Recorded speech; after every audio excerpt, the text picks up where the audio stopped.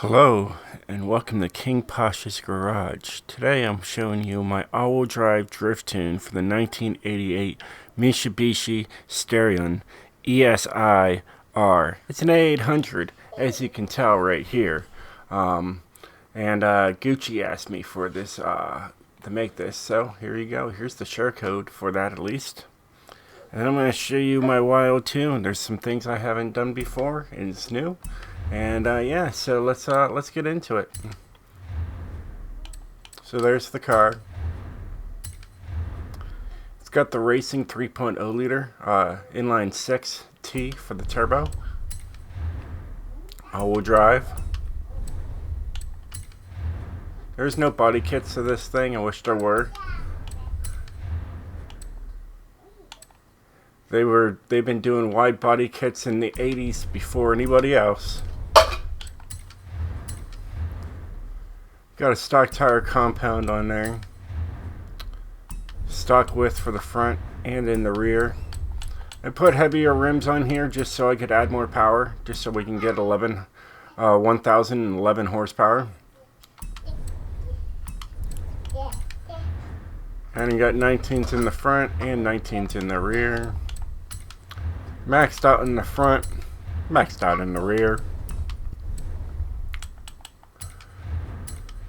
So I could do more things to this thing. It's got a 10 speed, but you're mainly only going to be dealing with up to 6 speeds with this thing. You can go higher, but yeah. It's got the drift differential. Sorry you hear my daughter in the background. She's supposed to be going to sleep right now. It's got the stock brakes, drift springs and dampeners. It's got a sport front anti-roll bar. I did everything to do just to get this as light as possible in a race rear. So sport in the front, race in the rear. No roll cage. And stock weight reduction. Stock fuel system. Stock ignition. Race valves. Sport engine block, and a sport turbo. Everything I could do just to get the max about 1011 horsepower. Now let me show you my tune, what I've done to this thing. Got a top speed of 200 miles an hour, so that's always a plus. You'll be working all the way to pretty much 6th gear. All of these guys are for fuel economy.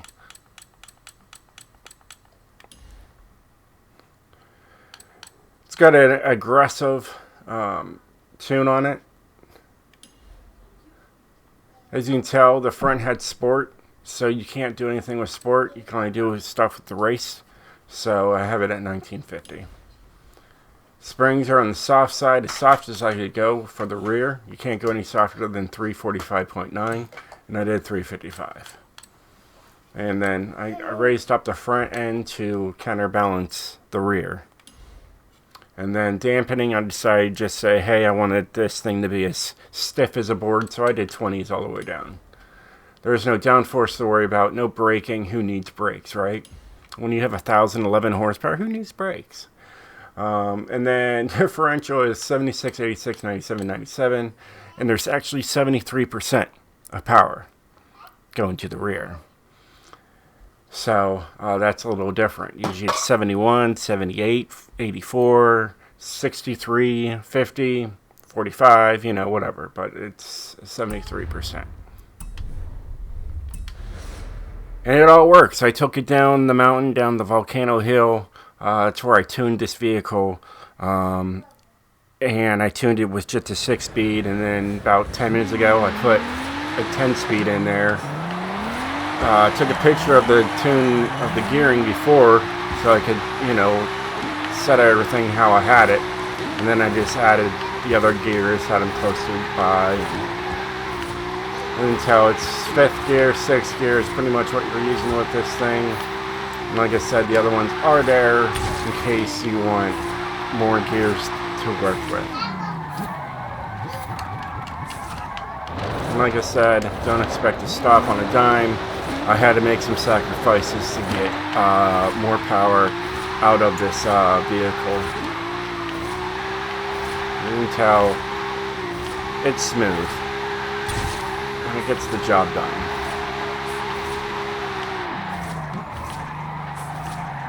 When it's laid out, this is probably where I'll take my picture. So, well, hey guys, I hope you enjoyed this video. Gucci, I hope you enjoyed this video. If you did, definitely hit that like button, and I'll catch you guys next time. Peace out, and stay sideways, my friends.